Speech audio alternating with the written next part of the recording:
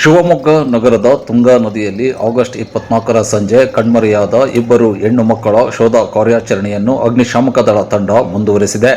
August 26ರ ಬುಧವಾರ ಕೂಡ boat ಮೂಲಕ ಶೋಧ ನಡೆಸುತ್ತಿದ್ದು 3ನೇ ದಿನಕ್ಕೆ ಕಾಲಿಟ್ಟಿದೆ. ಸುಮಾರು 5-6 ಕಿಲೋಮೀಟರ್ ದೂರದವರೆಗೆ ತಂಡ ಶೋಧ ನಡೆಸಿದರೂ ಇಬ್ಬರು ಮಕ್ಕಳ ಸುಳಿವು ಲಭ್ಯವಾಗಿಲ್ಲ.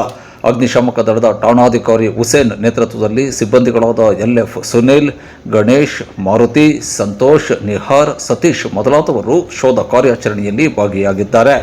ಆಗಸ್ಟ್ 24ರ ಸಂಜೆ ಚಿತ್ರದುರ್ಗ ಮೂಲದ ಮಹಿಳೆಯೋರ್ವರು ಕೌಟುಂಬಿಕ ಕಲಹದ ಹಿನ್ನೆಲೆಯಲ್ಲಿ ತನ್ನ 3 ಮಕ್ಕಳೊಂದಿಗೆ ಶಿವಮೊಗ್ಗದ ಒಳೆ ಬಸ್ ನಿಲ್ದಾಣ ಸಮೀಪದ ಚಿಕ್ಕಲ್ ರಸ್ತೆಯ ಅರಕೇಶ್ವರ ದೇವಾಲಯ ಬಳಿಯ ರೈಲ್ವೆ ಹಳಿಯ ಮೇಲಿಂದ ನದಿಗೆ ಹಾರಿದ್ದರು.